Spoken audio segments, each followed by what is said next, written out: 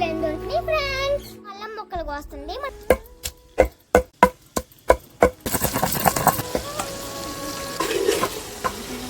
చెట్టు మీద ములక్కాయలు ముద్రపోయేలా ఉన్నాయి. వెళ్ళి కోసుకొస్తే మంచి కూర వంట పెడతానంది మా నానమ్మ. కాయలు కొయ్యాలంటే మన దగ్గర పెద్ద గడేం లేదు. పక్కనే వేప చెట్టు ఉంది. వేప చెట్టు ఎక్కితే ఈ గడకి అందుతాయి అన్నమాట. మా డాడీకి చెట్టు ఎక్కడం అంటే భయం. అందుకే మా బాబాయ్ని తీసుకొచ్చా. పక్కనే తాతయ్య గేదెల కోసం జాడు కోస్తున్నాడు. ఇప్పుడు మేము ములక్కాయలు కోస్తున్నాం. అందుకే మా బాబాయ్ ఎక్కుతున్నాడు చెట్టు. వేప చెట్టు ములగ చెట్టు రెండు పక్క పక్కనే ఉంటానా. ములగ చెట్టు పెద్దగా కనబడదు. వేప చెట్టుకే ములక్కాయలన్నీ కాసినట్టు ఉంటాయి. రెండు కాయలు అక్కడ నిక్కినాయి. నువ్వు లేకపోను అక్కడ. మనకేమో తొందర ఎక్కువ. కింద పడిన కాయ పడినట్టే తీసుకొచ్చేస్తున్నాను. అవి మీద పడితే దెబ్బ తగులుతాయేమో అని మా డాడీ కంగారు పడుతున్నారు. నేను చెప్పినప్పుడు అంటున్నానులే గానీ కాయ కింద పడంగానే పరిగెత్తుకుంటూ వెళ్ళిపోతున్నాను. మీద పడితే లేకపోను తర్వాత తీసుకున్నాం. కాయలు ముద్రపోయినట్టు లావుగా కనిపిస్తున్నాయి. కానీ ముద్రకాయలు కావండి, మా చెట్టు కాయలు అలా కనిపిస్తాయి. వీటితో ఊరగాయ కూడా పడతారు. మా నాన్నమ్మని ఈసారి ఎప్పుడైనా పట్టమంటాను.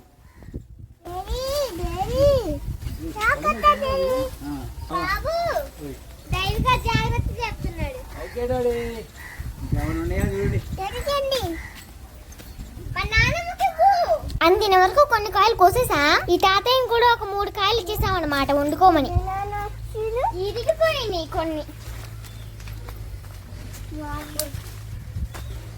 చూడండి అలా ఇరిగినాయో.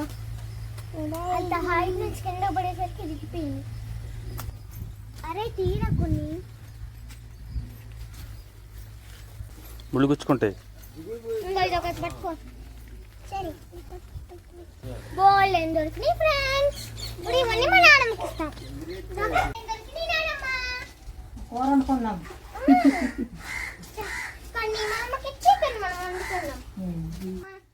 మా ఇంటి పక్కన మా అమ్మ వస్తే మా అమ్మకు కూడా 3 కాయలు ఇచ్చేసాం కూర వండుకోమని. మా ఇంట్లో ఏమన్నా కూరగాయలు ఉంటే మాకు తెలిసిన వాళ్ళకి మా పక్క ఇంట్లో వాళ్ళకి పంచుతాం. వాళ్ళకు ఉన్నప్పుడు వాళ్ళు కూడా ఇస్తూ ఉంటారు. మనం ఇప్పుడు ములక్కాయ కర్రీ చేసుకుంటున్నాం అనమాట. ముందుగా జీడిపప్పులు నానబెట్టుకున్నాం. మా అమ్మ ఇప్పుడు ములక్కాయలు కోస్తుంది అనమాట. ములక్కాయలు లేదుగా ఉంటే బాగుంటాయి కానీ కొంచెం ముదిరినా కూడా టేస్ట్ చాలా బాగుంటుంది. కట్ చేసిన ములక్కాయ ముక్కలు పొట్టు తీసుకోవాలి. మా చెల్లి ఒక్కొక్క జీడిపప్పు సైలెంట్ గా పొట్టులో వేసేసుకుంటుంది. తనకి జీడిపప్పులు అంటే చాలా ఇష్టం.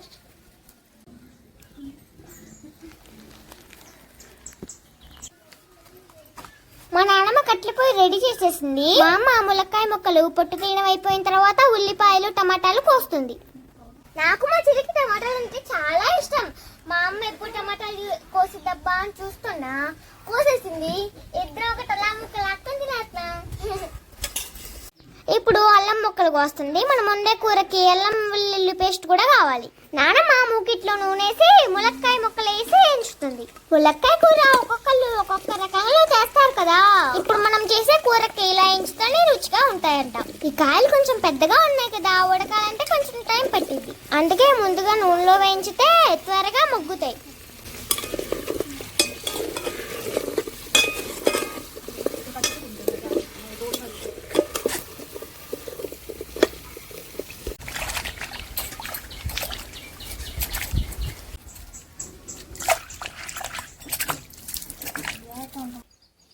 నానబెట్టిన జీడిపప్పు మెత్తగా పేస్ట్ లా చేసుకోవాలి.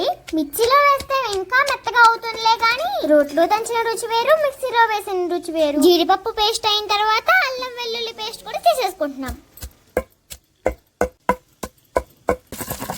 అల్లం వెల్లుల్లి ఇలా ములక్కాయ కూరలో వేస్తే సూపర్ గా ఉంటుంది అన్నమాట. ములక్కాయ ముక్కలు కూడా దాదాపుగా ఉడికినాయి. ఇప్పుడు ఈ టమాటా ముక్కలు కూడా మెత్తగా దంచుకోవాలి. మరి ప్యూరీగా కాకుండా కచ్చా పచ్చగా దంచుకుంటే చాలు. టమాటాలు డైరెక్ట్ గా కూడా వేసుకోవచ్చులే కానీ ఇలా కొంచెం నలిగింది అయితే కొంచెం గ్రేవీగా బాగుంటుందంట. ములక్కాయ ముక్కలు చక్కగా మగ్గి నూనెలో వేగిని. ఇప్పుడు ఈ ముక్కలన్నిటిని ఒక గిన్నెలో తీసుకోవాలి.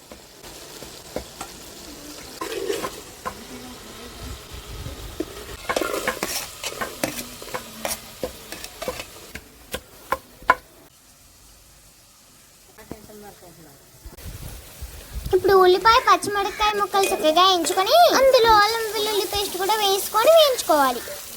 ఎక్కడికి వెళ్ళాడు దైవగడి? దేవగాడు ఇంట్లోకి వెళ్ళిపోయాడు. ఆడు హక్ చేసుకోవడానికి ఇలా వచ్చాడు. నేను ఇక్కడ వచ్చేసరికి వచ్చే అలా మేము ఏదన్నా వంటలు లాంటివి చేస్తూ ఉంటే మా చెల్లొచ్చి గడత పెట్టి తిప్పుతా ఉంటది. వద్దు అని గద్దిస్తే బెదిరించి ఇంట్లోకి వెళ్ళిపోతుంది. మళ్ళీ మేము వెళ్ళి బెత్తలు మాడితే గానీ మాతో మాట్లాడదు. టమాటా గుజ్జు కూడా వేసేస్తున్నాం. ఇప్పుడు మా నాన్నమ్మ వంట చేస్తుంది కదా, నేను చూసి ఎలా వేయాలి ఎలా చేయాలి అనేది మా నాన్నమ్మ దగ్గర నేర్చేసుకున్నా. కాబట్టి ఇప్పుడు పసుపు ఎంత వేయాలో ఉప్పు ఎంత వేయాలో నాకు తెలిసిపోయింది. ఈసారి ఎప్పుడైనా ములక్కాయ కూర వంట నేను చేస్తాను. కారం, ఇప్పుడు మనం ఉప్పు కారం వేసిన తర్వాత ఇందాక జీడిపప్పు పేస్ట్ పెట్టాం కదా, అది కూడా వేసి బాగా కలుపుకోవాలి. ఇప్పుడు మనం ముందులో కోసిన వాటర్ పోసి మూత పెట్టేసుకుంటే చక్కగా ఉడుకుతుంది. కొంచెం చింతపండు గుంజును కూడా కూరలో వేసుకోవాలి కాబట్టి కొంచెం చింతపండుని నానబెట్టుకుందాం. అంతా ఉడికిన తర్వాత ఆ చింతపండు రసం వేసుకొని ఇందాక మనం వేయించి పక్కన పెట్టుకున్న ములక్కాయ ముక్కలు కూడా వేసేసుకొని చక్కగా కలుపుకోవాలి.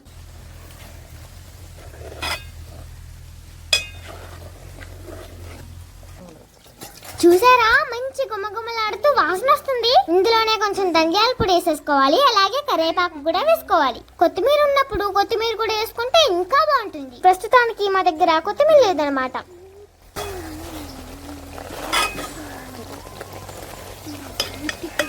కూర అయిపోయింది. ఇప్పుడు టేస్ట్ చూసి ఎలా ఉందో మీకు చెప్తాను.